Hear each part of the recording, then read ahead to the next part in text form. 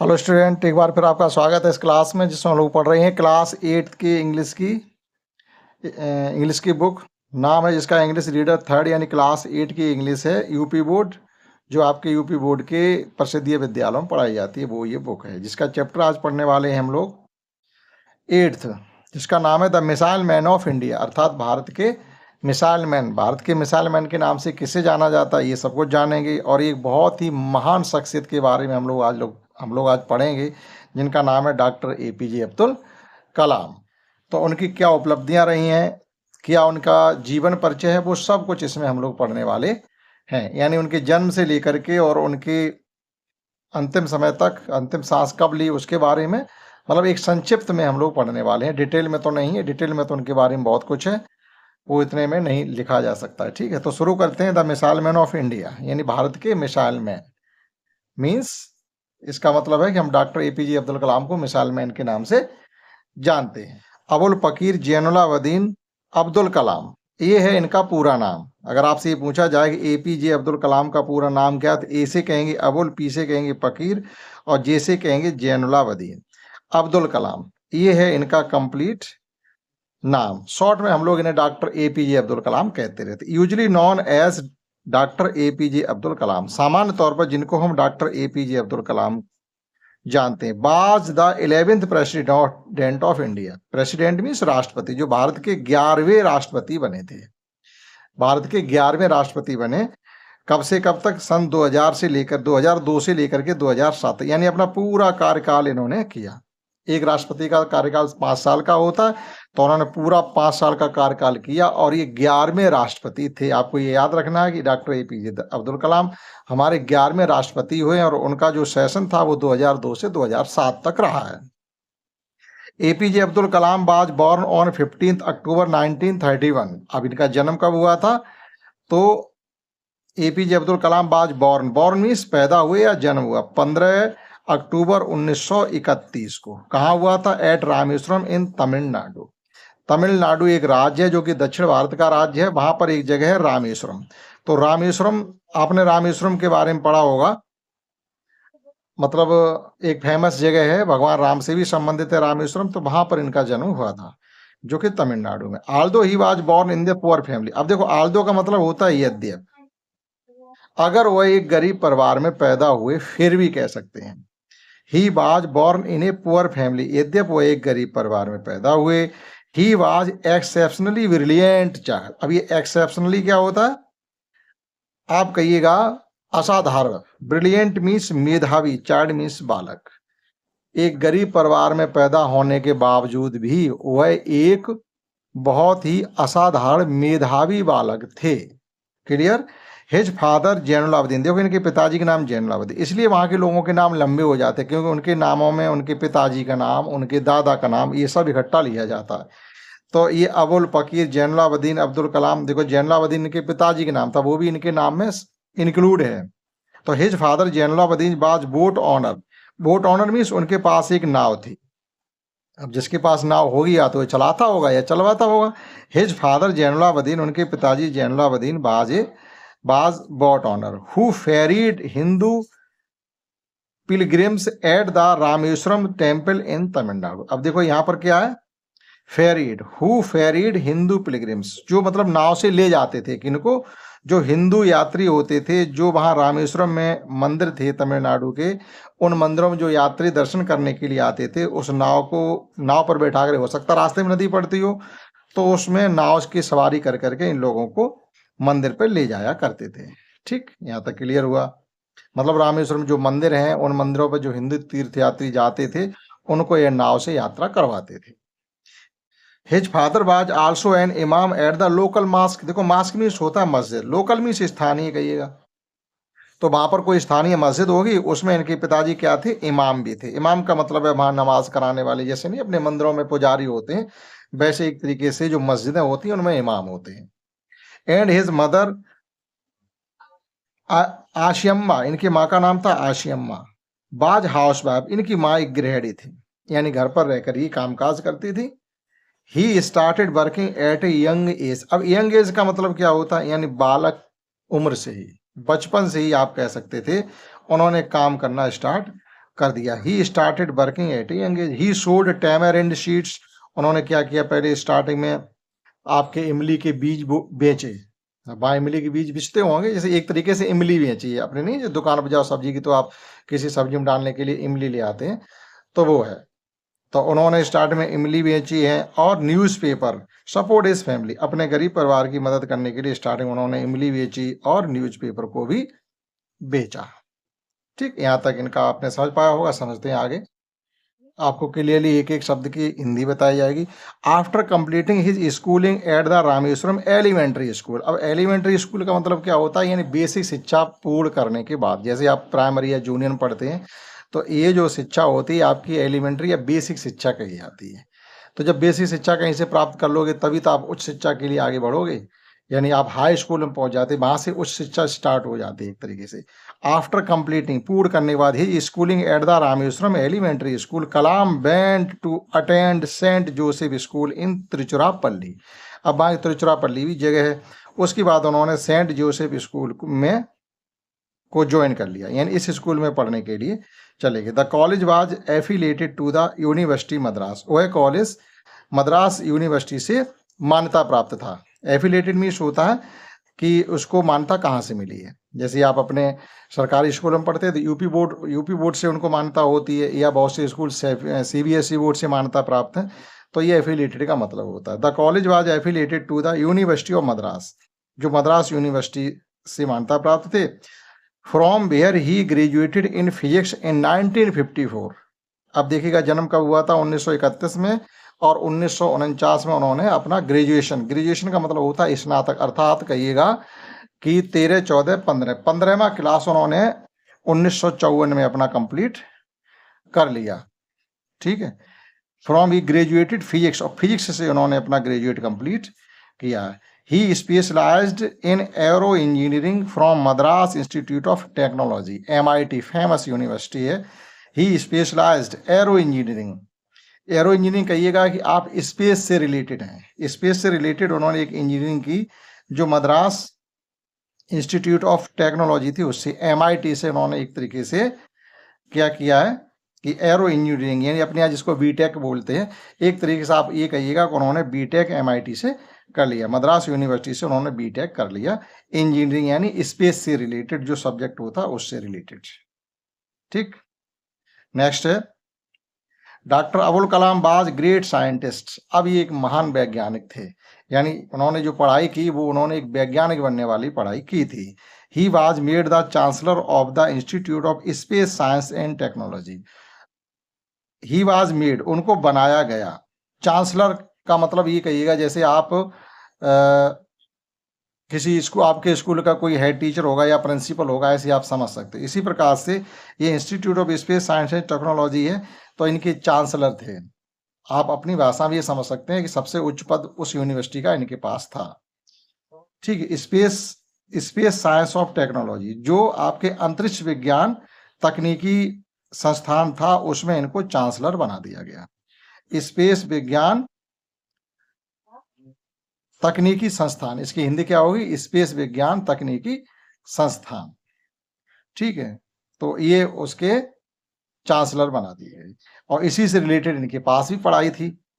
He worked in Defence Research and Development Organisation. अब देखो DRDO, अगर आपसे DRDO की फुल फॉर्म पूछी जाए तो आप बताएंगे Defence Research and Development Organisation.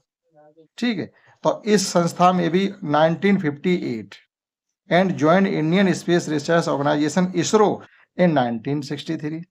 अब देखिएगा DRDO में उन्होंने 1958 में काम किया। उसके बाद उन्होंने ISRO को ज्वाइन किया, जो हमारा भारतीय अंतरिक्ष अनुसंधान संस्थान है, भारतीय अंतरिक्ष अनुसंधान संगठन कहिएगा, क्योंकि यहाँ पर ऑर्गेनाइजेशन लिखा हुआ है। तो and join Indian Space Research Organisation, भारतीय अंतरिक्ष अनुसंधान संस्थान भी कह सकते हैं, संगठन भी कह सकते हैं। इसके संस्थान के लिए इंस्टीट्यूट होना चाहिए था, लेकिन यहाँ ऑर्गेनाइजेशन है तो संगठन कहेंगे। इसमें भी इन्होंने 1963 में ज्वाइन होकर के काम किया, यानी DRDO में भी काम किया और ISRO में भी काम किया। He made significant contribution to Indian satellite Indian satellite यानी भारतीय उपग्रहों बनाने में देखो सिग्निफिकेंट मीन्स क्या होता है, महत्वपूर्ण। कंट्रीब्यूशन क्या होता है, चंदा देना या योगदान देना। ठीक, तो he made significant contribution to Indian satellite. तो जो भारतीय आपके उपग्रह छोड़े जाते हैं, अपने चंद्रमा के लिए उपग्रह छोड़े जाते हैं, पृथ्वी चारों तरफ उपग्रह छोड़े जाते हैं विभिन्न कार्यों को संपूर्ण करने के लिए या अपने मोबाइल टावर ये सब चलाने के लिए, तो इसमें भी इन्होंने बहुत ज्यादा इनका योगदान रहा है। ठीक, अब देखिएगा इसमें कुछ नीचे डायग्राम गिवन है, वो किससे रिलेटेड है। SLV third on the launched pad, ये SLV थर्ड जो है ये भी आपका एक उपग्रह है जो कि लंच पॉड पर फेंकने थ्रो करने के लिए तैयार है। इसमें इनका योगदान रहा। Successful launch of Prithvi missile, देखो ये पृथ्वी मिसाइल आपको दिखाई दे रही है जो लॉन्च की जा रही है, देखो धुआं निकल रहा है। एक तरीके से पृथ्वी मिसाइल का जब लॉन्चिंग हुई थी इसमें भी इनका पूरा का पूरा योगदान था। फिर अग्नि missile on the launch pad, अब ये लॉन्च पैड यहाँ पर लिखा हुआ है सक्सेसफुल लॉन्च लिखा हुआ, लेकिन ये लॉन्च पैड पर नहीं, यानी जाती दिखाई दे रही है और ये अपने उस पर थ्रो करने के लिए, स्पेस में जाने के लिए रेडी है। ये है आपकी अग्नि मिसाइल। तो ऐसी मिसाइलों को संपूर्ण करने के लिए, इनकी लॉन्चिंग करने के लिए, इनकी टेस्टिंग करने के लिए इनका डॉक्टर APJ अब्दुल कलाम का बड़ा ही योगदान रहा है। आइए आगे समझते हैं। And also in the missile programme of DRDO का जो मिसाइल प्रोग्राम था उसमें भी इनका बहुत योगदान रहा है। As a project director of SLV third, he contributed to the development of management of India's first indigenous satellite launch vehicle SLV third. ये SLV थर्ड क्या है और ये इंडिजीनियस क्या होता है। इंडिजीनियस का मतलब होता है स्वदेशी, जो अपने देश में बनाया गया हो। अब यहां से समझिएगा, as a project director of SLV third, ये SLV थर्ड के प्रोजेक्ट डायरेक्टर थे। ही कंट्रीब्यूटेड, जब मतलब डायरेक्टर थे तो उनका कंट्रीब्यूटेड, उन्होंने योगदान दिया टू डेवलपमेंट एंड मैनेजमेंट, उसके विकास और व्यवस्था करने में। किसके, India first indigenous satellite launch vehicle यानी SLV थर्ड। SLV थर्ड पूर्ण रूप से आपके स्वदेशी निर्मित एक उपग्रह लॉन्च व्हीकल है, सैटेलाइट लॉन्च व्हीकल। यानी इस पर, इसकी हेल्प से, यानी एक ये इंजन है, इसकी हेल्प से हम उपग्रह को अंतरिक्ष में फेंकते हैं या थ्रो करते हैं या पहुंचाते हैं। तो ये जो है पूरी तरीके से, जब ये प्रोजेक्ट डायरेक्टर थे तो इनके ही पूरा कंट्रीब्यूशन इसको बनाने में, इसका योगदान, इसको विकसित करने में, इसकी व्यवस्था करने में पूरा योगदान भी डॉक्टर APJ अब्दुल कलाम का रहा है। In injecting Rohini satellite in orbit of the earth, देखो रोहिणी सैटेलाइट, ये रोहिणी सैटेलाइट जो है इसको भी पृथ्वी की कक्षा में स्थापित करने का योगदान भी डॉक्टर APJ अब्दुल कलाम का ही रहा है।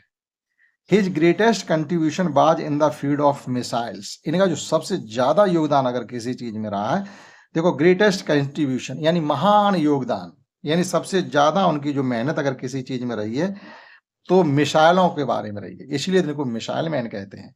तो जो अपने यहाँ मिसाइलों की तकनीकी है या तरह तरह की मिसाइलों को ईजाद किया गया, बनाया गया, विकसित किया गया, उनकी जो टेक्नोलॉजी उसमें दी गई थी वो APJ अब्दुल कलाम ने ही दी थी। अब कौन कौन सी मिसाइल है, जरा उनके नाम देखिएगा और आप फोटो भी देखिएगा। अग्नि, ठीक है, ये अग्नि मिसाइल है, ये भी इसके बनाने में डॉक्टर APJ अब्दुल कलाम का पूरा योगदान था। उसके बाद है पृथ्वी मिसाइल को बनाने में डॉक्टर APJ अब्दुल कलाम का पूरा योगदान रहा है। फिर आकाश मिसाइल है, इसे बनाने में भी डॉक्टर APJ अब्दुल कलाम का पूरा कंट्रीब्यूशन रहा है। त्रिशूल है और इसी प्रकार से नाग मिसाइल है, वर डेवलप्ड बाई हम, ये सभी मिसाइल है एक तरीके से डॉक्टर APJ अब्दुल कलाम के द्वारा ही विकसित की गई। For is work on the development of ballistic missile, अब इस प्रकार की बैलिस्टिक मिसाइलें बनाने में जो उनका विकास करने में जो योगदान रहा है, एंड लॉन्च्ड व्हीकल टेक्नोलॉजी, और जो ये लॉन्च्ड व्हीकल टेक्नोलॉजी आपने SLV आपको बताया था, इसके बनाने में जो उनका योगदान रहा है, इसीलिए तो he is known as the missile man of India. इसीलिए हम डॉक्टर APJ अब्दुल कलाम को भारत का मिसाइल मैन के नाम से जानते हैं। ठीक, जो सबसे ज्यादा योगदान इसी चीज पर उनका रहा है और इस पर उन्होंने बहुत अच्छा वर्क भी किया। Beside being such a great scientist, अर्थात एक महान वैज्ञानिक होने के बावजूद, he was great writer too, वो एक महान लेखक भी थे। देखिएगा, केवल वैज्ञानिक ही नहीं थे, वो महान लेखक भी थे, अर्थात उन्होंने बहुत सी किताबें भी लिखी हैं। उनके नाम देखिएगा, he was written many books such as, उन्होंने बहुत सी किताबें लिखी सच एज, और ये बर्ड फेमस बुक्स हैं, विंग्स ऑफ फायर।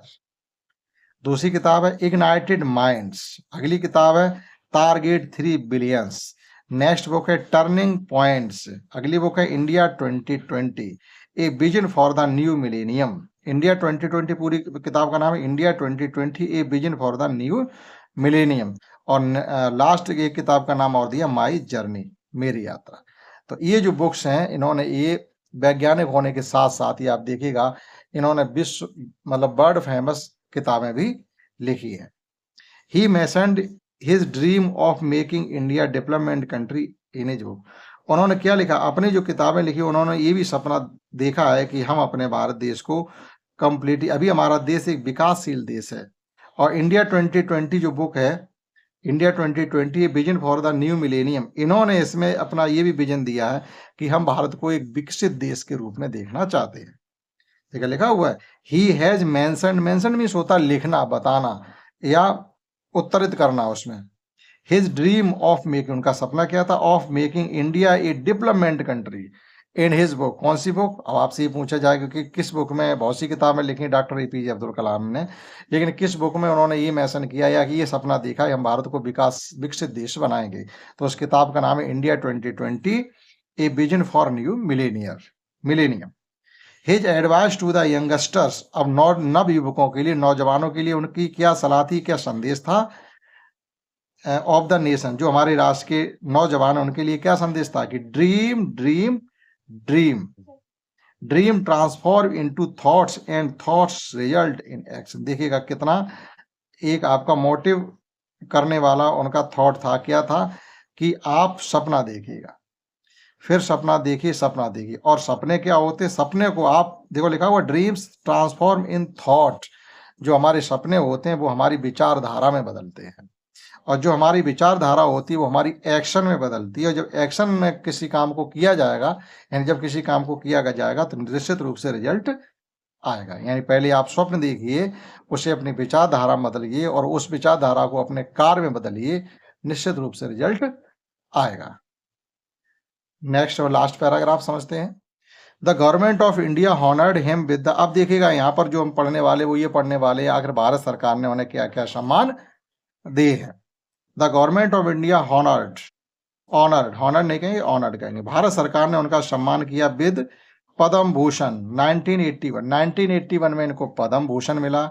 ये हमारे देश में बड़ी उपलब्धियों के दिए जाने वाला अवार्ड या सम्मान है। पद्म विभूषण 1990 और 1990 में पद्म विभूषण मिला है।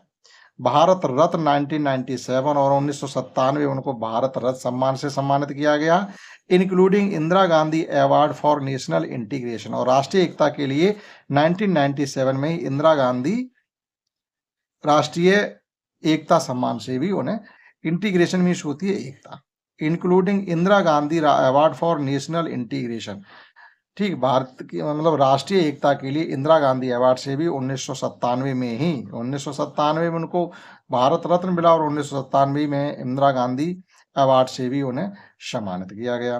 डॉक्टर कलाम पास्ट है, अब देखो लास्ट में जो दिया गया है कि अब उनकी डेथ कैसे हुई है, ये लास्ट पैराग्राफ में समझा गया। Doctor Kalam passed away on 26 July 2015 while delivering a lecture at the Indian Institute of Management IIM in Shillong. ठीक, अब शिलोंग में एक आपका ये इंडियन इंस्टीट्यूट ऑफ मैनेजमेंट, भारतीय प्रबंधन संस्थान, शिलोंग में भारतीय प्रबंधन संस्थान है, उसमें अपना 27 जुलाई 2015 को एक अपना लेक्चर डिलीवर कर रहे थे, यानी एक लेक्चर दे रहे थे वहाँ पर। तो तभी क्या हुआ, उनकी वहाँ पर डेथ हो गई। लेक्चर देते देते उनको शायद हार्ट अटैक आया, कुछ आया था, जिसकी वजह से उनकी वहीं पर डेथ हो गई थी। ठीक है, अस्पताल ले जाते जाते या अस्पताल ले जाकर के या वहीं पर, कुछ भी समझ सकते हैं आप। The Indian institute of management IIM, the whole world was shocked and saddened by the sudden and ultimately death of simple, humble, yet one of the greatest men of our time। यहाँ पर क्या है, whole world, पूरा विश्व शोक मतलब पूरे विश्व में उनके निधन की पर शोक की लहर दौड़ गई और सभी लोग स्तब्ध रह गए। अचानक कैसे खत्म हुई? Sudden death, ultimately sudden death, एकदम अचानक उनकी मृत्यु हो गई। ऐसा भी नहीं अस्पताल में लेटे रहे हो महीनों, 15 दिन, सालों भर बीमारियां घेरे रही हो, ऐसा कुछ भी उनके साथ नहीं हुआ। अचानक उनकी डेथ हो गई। ठीक, एक सिंपल हम्बल, एक साधारण, देखो सिंपल थे बहुत, बहुत कम, एक ही तरीके की ड्रेस को कई दिनों तक वह पहनते थे, जल्दी बदलते नहीं थे। मतलब ये नहीं कि ये आज ये ड्रेस कल दूसरी ड्रेस, नहीं, एक ही ड्रेस को वो कई दिनों तक पहने रहते थे, तब जाके उनको दूसरी ड्रेस बनवाते थे। बहुत ही सिंपल व्यक्ति थे। Humble yet one of the greatest man of our times, हम लोगों के समय का एक बहुत ही साधारण और विनम्र व्यक्ति थे, जिनकी अचानक मृत्यु हो गई, जिससे पूरा विश्व में एक शोक की लहर दौड़ गई। ठीक, देखो यहाँ पर एक वो चित्र दिया गया, receiving Bharat Ratna from president of के आर नारायण। के.आर. नारायण के द्वारा से हाथों से हुए, देखिएगा आप, भारत रत्न सम्मान ले रहे हैं। लास्ट में, if you want to shine like a sun first one, देखो सीधी सी बात है, यहाँ पे उन्होंने यही कहा है कि अगर भाई आप चमकना चाहते हो, अगर आप सूरज की तरह चमकना चाहते हो, सीधी सी बात है, पहले सूरज की तरह जलना पड़ेगा। बगैर जले कोई चीज चमकती नहीं है। ये हम आग से भी रोज देखते रहते, जब तक जलोगे नहीं तब तक चमकोगे नहीं। तो इस पार्ट में हमने आपका completely lesson 8 the missile man of India हमने पढ़ा दिया। नेक्स्ट में सीखेंगे इसकी एक्सरसाइज। इस क्लास में इतना ही, दैट्स